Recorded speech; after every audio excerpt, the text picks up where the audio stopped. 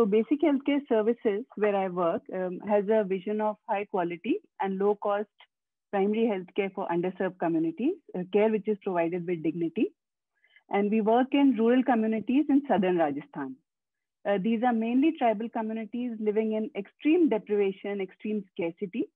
Land holdings are very, very small. Agriculture is rain dependent. And the situation pushes men outside to work. So where we work, 60 to 70% of the households see at least one or more male members migrating out. Women then have to deal with the double burden of work and also with the very, very limited autonomy, which is so typical of Rajasthan. The communities have a huge burden of malnutrition, of illnesses, and of mortality, much of which is preventable. Now, in these areas, the government primary healthcare facilities are very poorly functional. You will see primary health centers, sub-centers, which may be closed, or the doctors or nursing staff would be absent. If they are there, you may not have drugs, you may not have equipment. And the private sector, the qualified private healthcare providers are not there. And I think it has to do with the very, very poor paying capacity of the communities.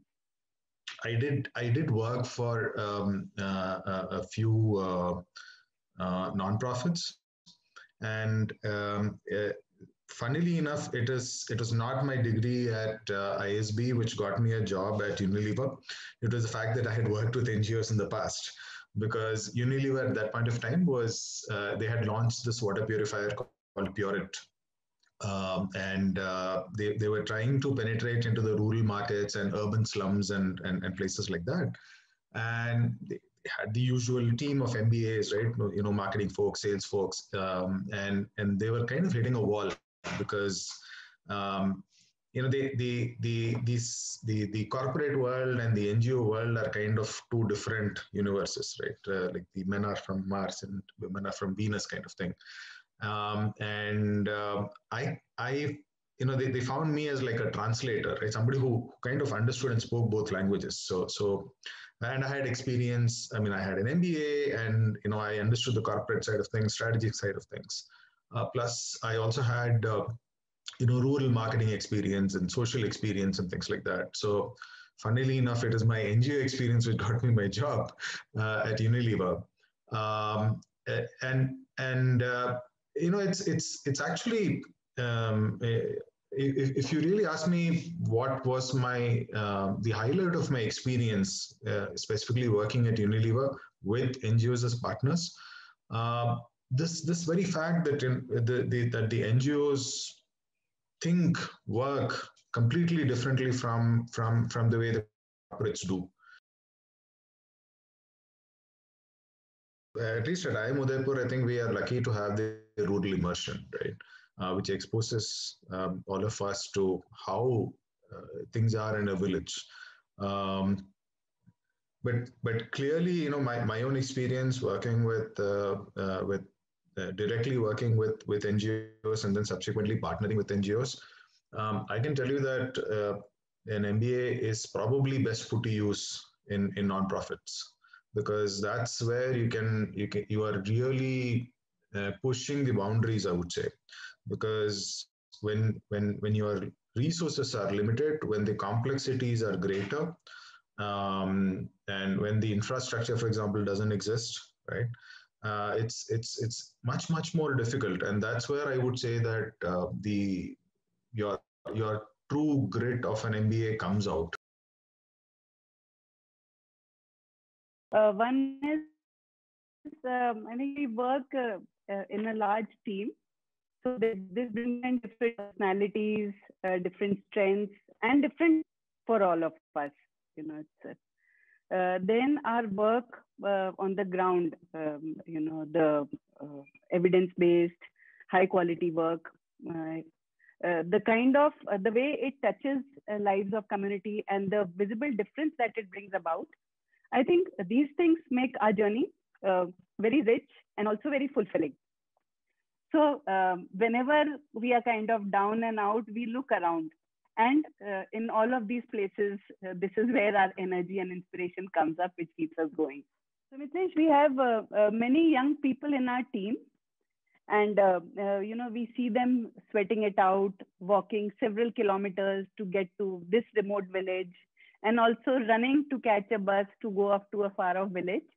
And this is when their friends would be sitting in more comfortable settings in offices in bigger cities. We also see them connecting so beautifully with the communities, drawing so much of energies and learning so much. And at the same time, having, also kind of following on their passion. So what I want to tell them is that, it's really important to listen to one's calling. It is really testing yourself to the hilt, you know, having such a challenging situation, how do you crack it? So many people, they think of our kind of work as social service. It is that, but it is also more. And for a professional, what could be a bigger thrill than, really challenging himself or herself and trying to beat the different things that come up? It's also a question of choice. It's a decision you make to, live more simply and to be more connected with community, closer to nature. And then it's pretty comfortable. There isn't anything lacking. And also, again, I'm borrowing from what Prakash said, but that's what it is, I think, all about. It is about giving back, but giving back is just one part of it. What you get back is actually so much more. Traditionally, the nonprofit has not paid well, right? So when I started my career, most nonprofits were still not paying that well. It's definitely true even today that a large number of nonprofits do not have the capability to pay very high salaries. The reality today is kind of nuanced. So you have a number of foundations and international organizations which are nonprofits which work towards supporting development, right?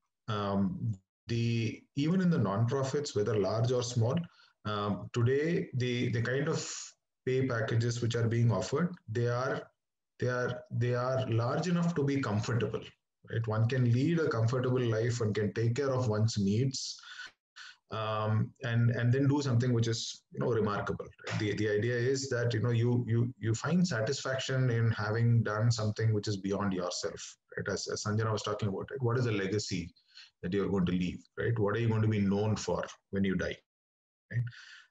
Are you going to be known for somebody who made tons of money and spent all of it, or are you going to be known for having created a difference in a few people's lives, right? I mean, 100 people's life, whatever number. I fully agree with what Prakash said. In fact, I just wrote it very briefly. So there is so much of work to do, Mithilesh, and all hands wanting to join, all hands, all minds wanting to join are very welcome. There are many possibilities, but as Prakash said, good to know a bit about the work and what is it that the person can add. And even if that is not clear at the moment, which it may not be, it would be very good to join us for one of the visits to the clinic, see the community, talk to some people, talk to our team. And I think that would also help define what is it that, the person can add. So absolutely, very welcome. There are two parts to that. One is, of course, what can we do systematically, and many institutions like IIMU have a rural immersion, right? And often, for most of us who have grown up in urban areas, it's probably the first exposure to actually being in rural.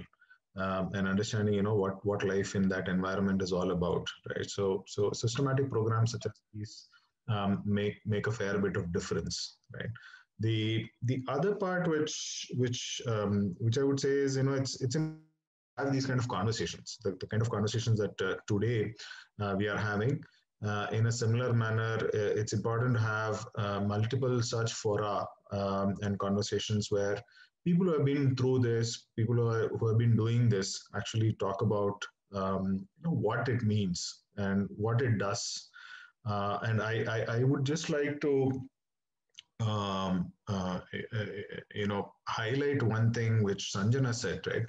It's not so much about what we are doing to the community. As you start doing it, you find that the process of doing it transforms you, right? You become a different person, right?